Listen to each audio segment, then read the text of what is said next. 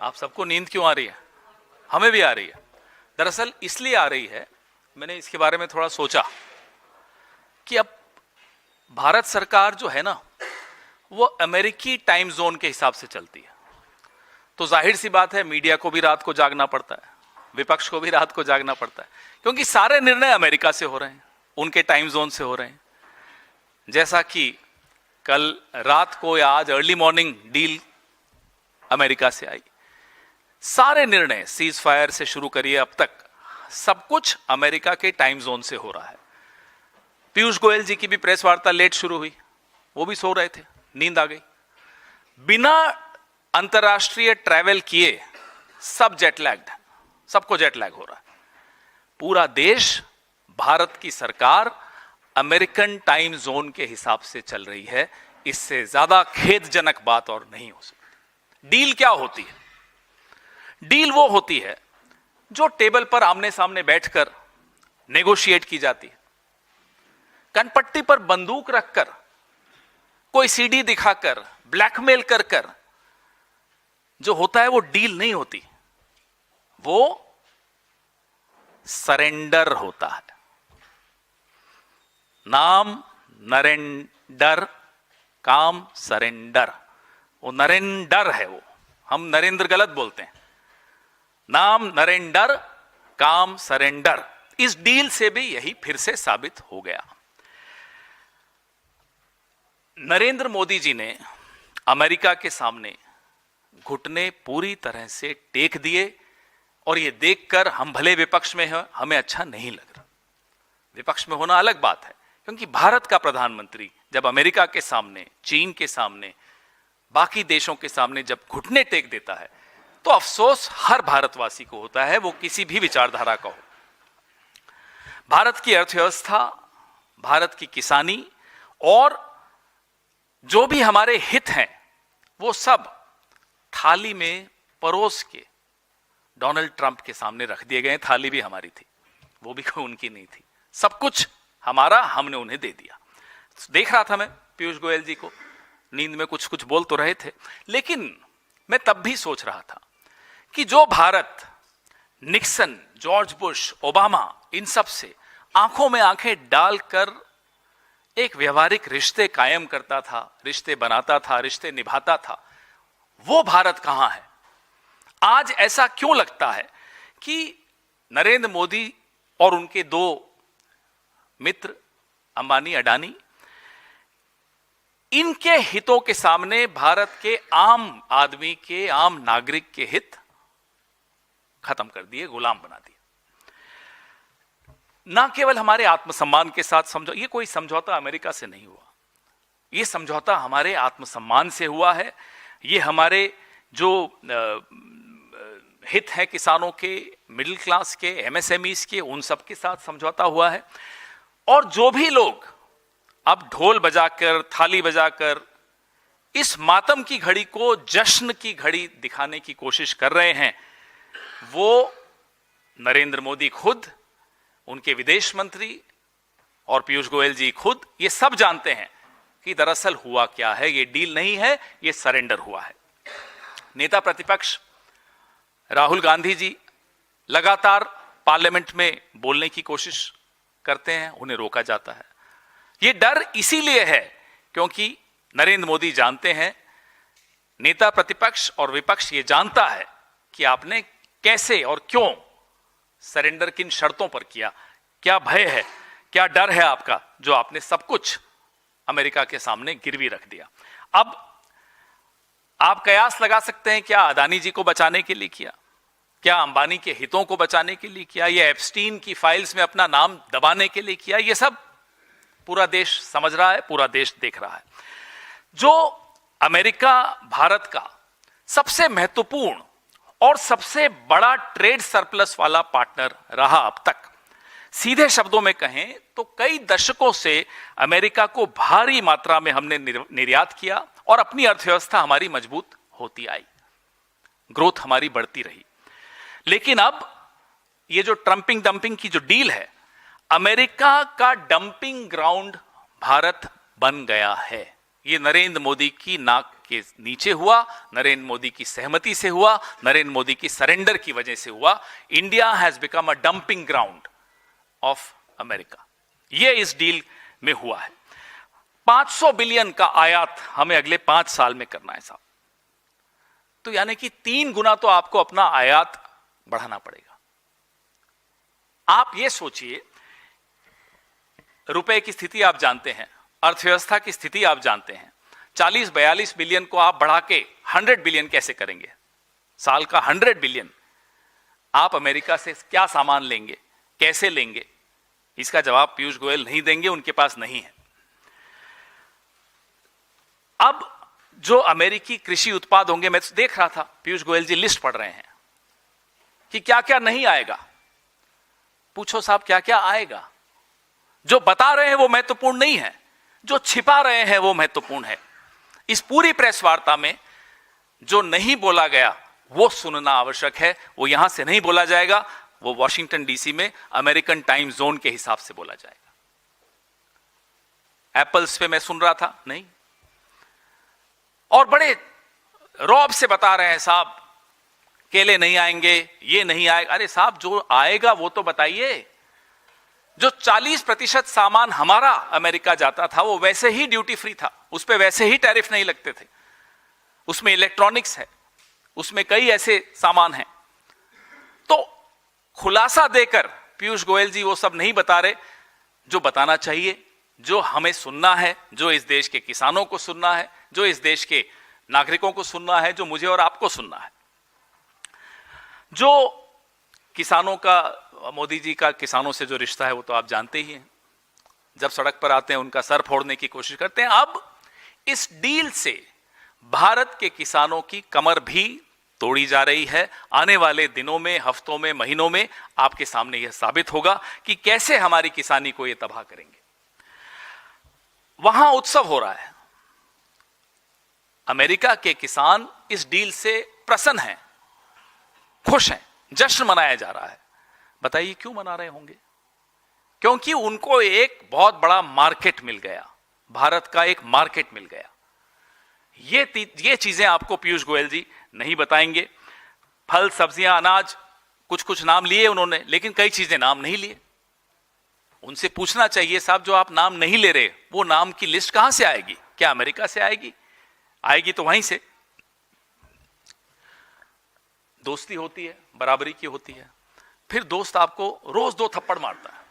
आप बोलते हो साहब 2 थप्पड़ रोज मार रहे हो, कहता चलो एक कम कर देता हूं। आहा, रियायत मिल गई। ये दोस्ती होती है क्या? ये रियायत होती है कि 2 थप्पड़ मारते थे अब 1 मार रहे हैं साहब, रियायत मिल गई, खुश हो रहे हैं, जश्न मना रहे हैं। और हमारे कुछ साथी मीडिया के एंकर देखो बड़े मुस्कुरा रहे हैं, देखो जी रियायत मिल गई। अरे 3% टैरिफ को बढ़ा के 50 करके फिर घटा के 18 कर दिया, वो आप चार्ट देख रहे हैं पीछे। तो आप खुश हो रहे हैं कि देखो 50 से 18 कर दिया? जी नहीं, 3 से 50 और 50 से 18, वो 3 भी इंपॉर्टेंट है जिसकी वजह से आपकी अर्थव्यवस्था इतनी मजबूत हुई। वो आंकड़ा आप गायब कर जाएंगे। ये होता है स्पिनिंग, ये होती है मैनेजमेंट हेडलाइन की। अब एक कागज मैं आपको दिखाना चाहता हूं कि ये जो धमकी है ये मुझे बड़ा अटपटा लगा। हम सबको बहुत दुख हुआ कि साहब अमेरिका अब हम पर नजर रखेगा। ये नजर किस पे रखी जाती है साहब? नजर तो चोर पे रखी जाती है।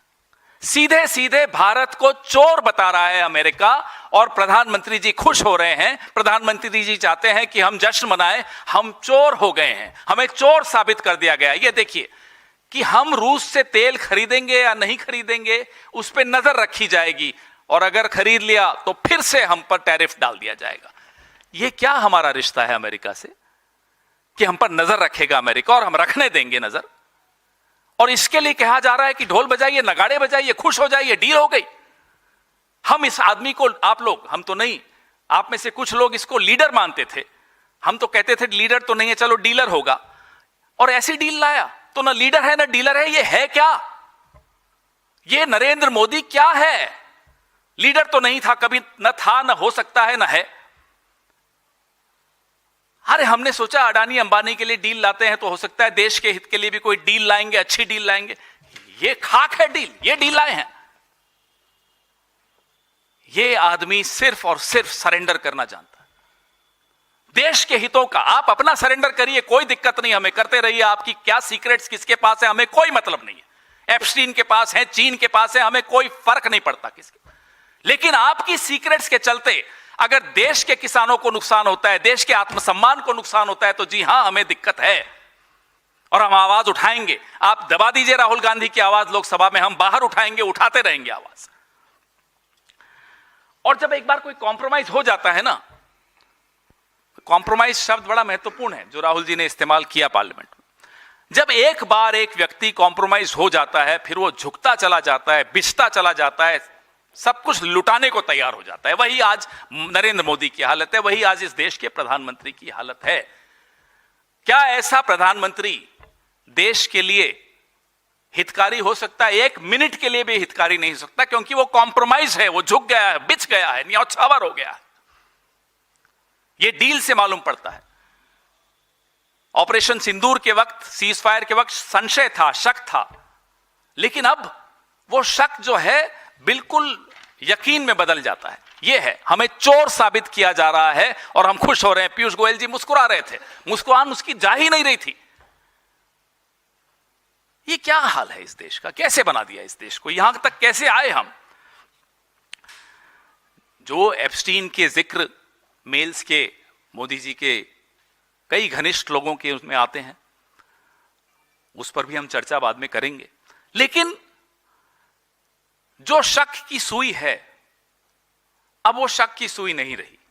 अब वो साबित हो चुका है, ये आदमी डरा हुआ है, ये आदमी दबा हुआ है, ये आदमी सरेंडर्ड है, ये आदमी कॉम्प्रोमाइज्ड है।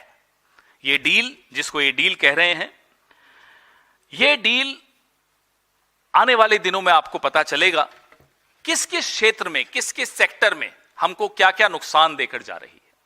सेक्टर्स बहुत हैं, जैसा मैंने आपको कहा कि लिस्ट जो दिखाई गई, जो पढ़ी, जो सुनाई गई, वो अलग है।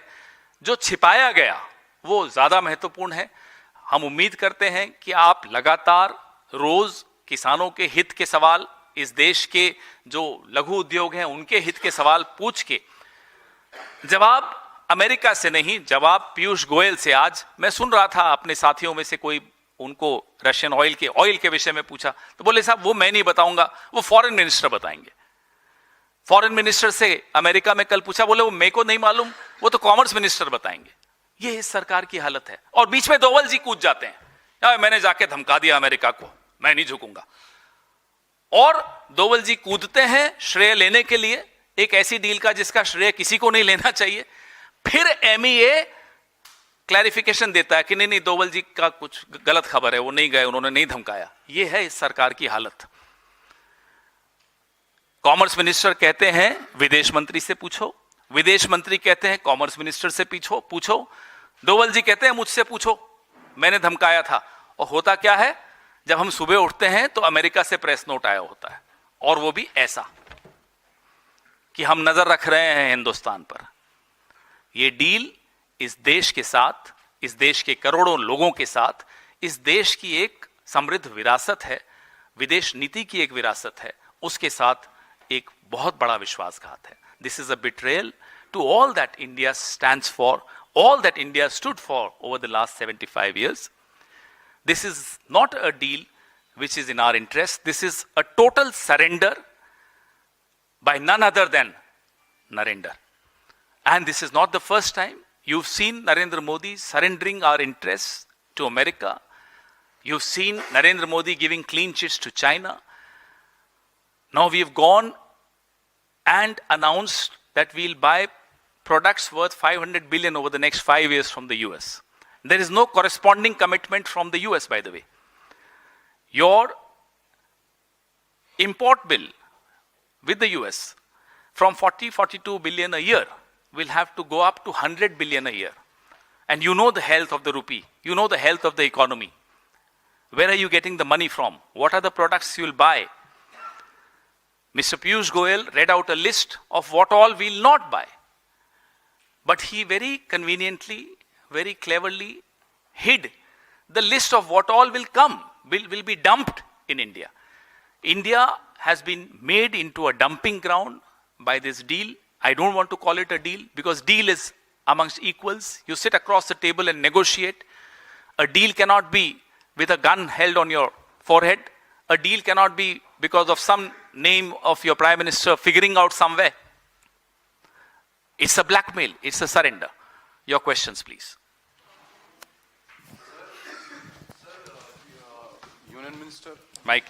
Sir, Union Minister Piyush Goyal has stated that clearly that we haven't, that this BJP government hasn't opened markets, Indian markets, particularly with regards to dairy and farming, to this under this deal. And he has also said those products, those entities where we are Atmanirbhar, he has used this word.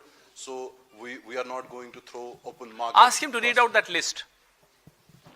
But point here is, whatever Piyush Goyal says becomes irrelevant because at the end of the day, the dotted line comes from the US. As I said, everything from the announcement of the deal to the framework of the deal, everything has come from the US. So whatever Piyush Goyal says doesn't really matter. I remember some journalist day before yesterday or yesterday asked the external affairs minister in the US about the deal. He said, look, I'm not looking at the deal, it's the commerce minister. Today somebody asked the commerce minister about oil in this deal. He says, no, ask the external affairs minister. What is happening in this government? There is absolute incoherence. And I understand why there is incoherence. There is incoherence because decisions are not taken by these poor wretched ministers. They have no role, they have no say, they have no rights. Everything is being dictated from the US. And why is it being dictated from the US? Because one name, Narendra Modi. Pawanji, let's wait. Everything is a concern. You are speculating, we are speculating because the list is yet to come from the US. पहुंची press conference. Second mic उसके बाद sir इसी issue से जुड़ा हुआ मेरा सवाल है। सर, पीयूष गोयल सुबह से 2 बार ये बात क्लियरिफाई कर चुके हैं। पहला उन्होंने ट्वीट में कहा कि ये जो डील है वो हमारे किसानों के हितों में है और भारत से अमेरिका से आयातित भारत पे किसी भी सामान पे उसमें टैक्स में कोई छूट नहीं दी गई है, पहला। दूसरा, अब से कुछ देर पहले अभी वो एक प्रेस कॉन्फ्रेंस को संबोधित करते हुए उन्होंने कहा कि हमारे किसानों को जो आयात है उनमें बहुत सारे उन्होंने चीज़ें बताई, जैसे अमरूद हो गया, डील से चाय हो गई, कॉफ़ी हो गई, स्मार्टफोन, अमरूद हो गए और बहुत सारी चीज़ें बताई, आम से लेकर बहुत सारी मतलब फार्मा सेक्टर के जो है वो चीज़ें बताई उन्होंने कि अमेरिका में 0 टैरिफ एंट्री मिलेगी। ये उन्होंने 2 बार क्लियरिफाई किया है। 40% जो हमारे यहाँ से सामान जाता था अमेरिका में, उसमें फार्मास्यूटिकल भी इंक्लूडेड है, इलेक्ट्रॉनिक भी इंक्लूडेड है, उस पर वैसे ही 0 टैरिफ लगता था, 40%। तो अब ये नया क्या बता रहे हैं हमें नहीं मालूम। दूसरा ये कि जो लिस्ट वो पढ़ के बता रहे हैं, उसके बाद साथ में ये भी कहते हैं नहीं इसमें से कुछ सामान तो कांग्रेस के वक्त भी अमेरिका से आता था। अरे साहब, आपने डील की है ना, कांग्रेस के वक्त तो 3% टैरिफ था, अब आप 18% पे ले गए हो, तो वो भी बताइए ना। अब आपने जो डील की है उसमें एप्पल के बारे में पूछो उनसे, नहीं बोलेंगे कुछ। तो अभी काफी क्लैरिटी आएगी, अमेरिका से आएगी, ये अफसोस की बात है, पीयूष गोयल से नहीं आएगी। पीयूष गोयल को भी शायद आपसे 5 मिनट पहले मालूम पड़ेगा।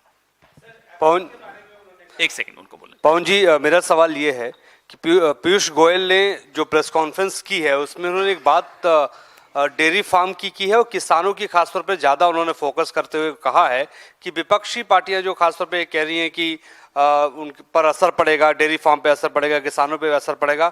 किसानों को डेयरी फार्म पर कोई असर पड़ने वाला नहीं है और खुला उनको बाजार मिलेगा, पहली बात। दूसरी बात पवन जी ये कि अगर असर पड़ेगा तो कितना नुकसान होगा। इन्होंने कहा था, मुझे याद है जब 3 काले कानून आए थे तब भी कहा था किसानों के हित में होगा, था हित में, वापस लिया ना।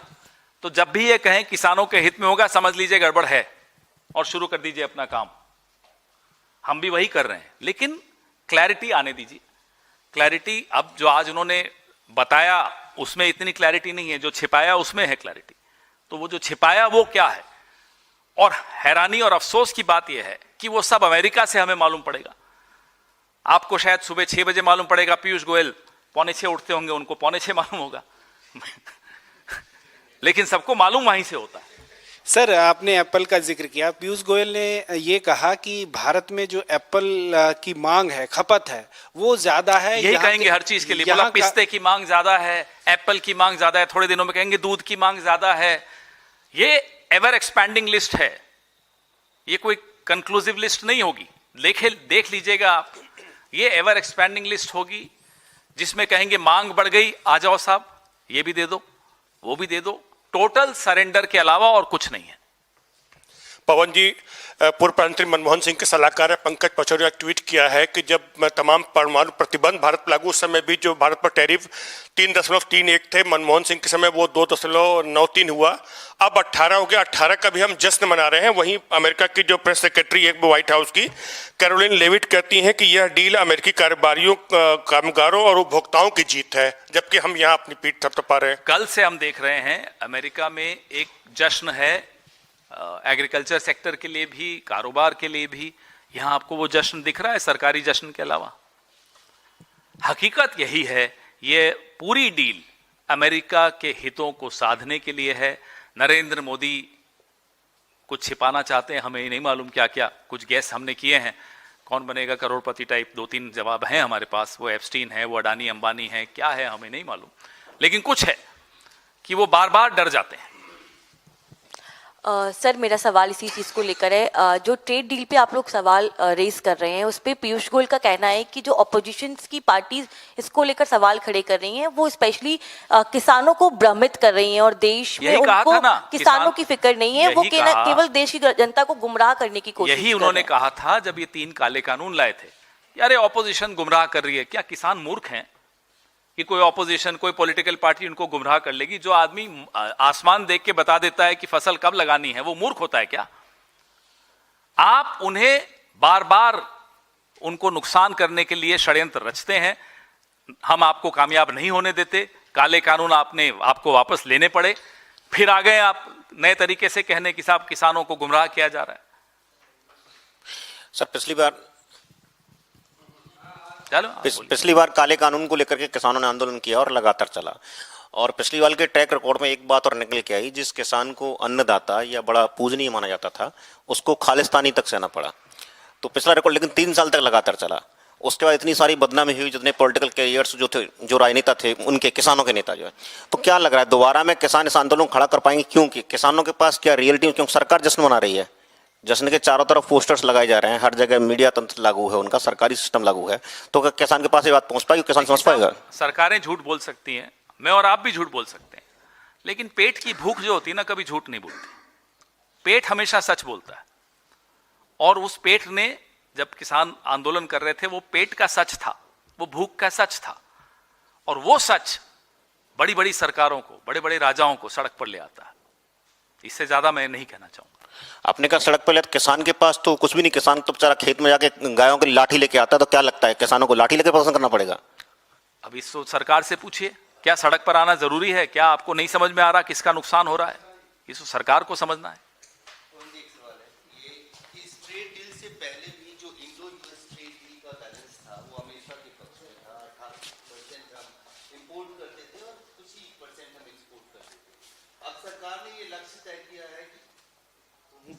आवाज चलने दो भाई, बीच में मत। सरकार ने ये लक्ष्य तय किया है कि अगले 5 साल में 500 बिलियन, तकरीबन 44 लाख करोड़ का द्विपक्षीय डील होगा। कॉमर्स मिनिस्टर ने ये नहीं बताया कि भारत ने एक्सपोर्ट का कितना लक्ष्य तय किया है। यही तो मैं बोला, कॉरेस्पॉन्डिंग कमिटमेंट नहीं है। मैंने उसको अंग्रेजी में बोला, इसका हिंदी अनुवाद मेरे को नहीं समझ में आ रहा, लेकिन वहां से भी मैचिंग तो कुछ नहीं आया। हम 500 बिलियन अगले 5 साल में खर्च करेंगे अमेरिका का सामान लेने। अमेरिका कितना खर्च करेगा इंडिया का सामान लेने में? क्या कॉरेस्पॉन्डिंग कमिटमेंट है? और हमने तो नहीं सुनी। ट्रेड बैलेंस की बात नहीं कही गई है कि हम अगर 70% लेंगे तो हम 30% एक्सपोर्ट करेंगे। दूसरा, कॉमर्स मिनिस्टर ने अपने प्रेस कॉन्फ्रेंस में कहा कि कुछ ही चीजों पे 0% टैरिफ लगेगा, लेकिन जब उनसे पूछा गया ये कुछ चीजें क्या है, तो शायद 1 या 2 उदाहरण दे पाए। वो बाकी चीजों के बारे में उन्होंने जो नहीं बताया वो ज्यादा महत्वपूर्ण है। सारी स्टोरीज आपके लिए और सारा जो कयामत हमारे इस देश के किसानों पर और देश के नागरिकों पर आने वाली है, वो उस लिस्ट में है जो नहीं बोली गई। सर मेरा सवाल ये है कि सर आप पिछले 10 दिन या काफ़ी सारी दिन से आप देख रहे हैं कि इंडिया अमेरिका के सामने पूरा सरेंडर होके चल रहा है और सबको सब जगह वो कॉम्प्रोमाइज कर रहा है।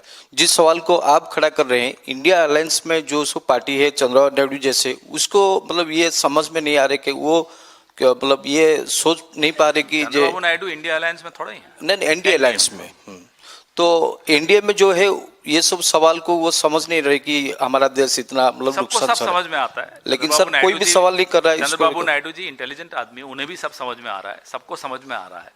सबको यह भी समझ में आ रहा है कि प्रधानमंत्री डरे हुए हैं, कि प्रधानमंत्री कमजोर हो चुके हैं, सरेंडर कर रहे हैं बार बार, तो सब इंतजार कर रहे हैं सही वक्त की।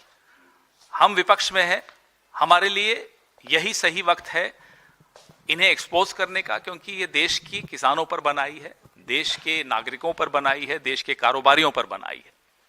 पवन जी एक सवाल और है कि आप कह रहे हैं कि किसानों की रीढ़ की हड्डी तोड़ने वाला ये डील है, किसानों को बर्बाद करने वाला ये डील है। आपने जब मनरेगा का नाम बदला गया, प्रावधान बदले गए, तो आपने मनरेगा बचाओ संग्राम का ऐलान कर दिया, जिसमें तमाम बड़े नेता, राहुल गांधी जैसे नेता उसमें शामिल हुए।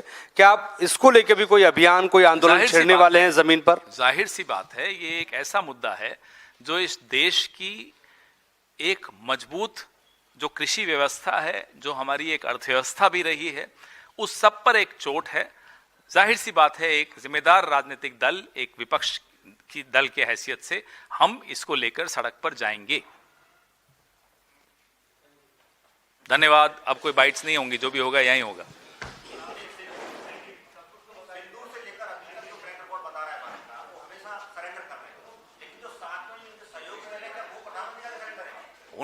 उनको भी जाना ही है अपने वोटर के सामने, उन्हें भी समझ में आएगा क्या हो रहा है।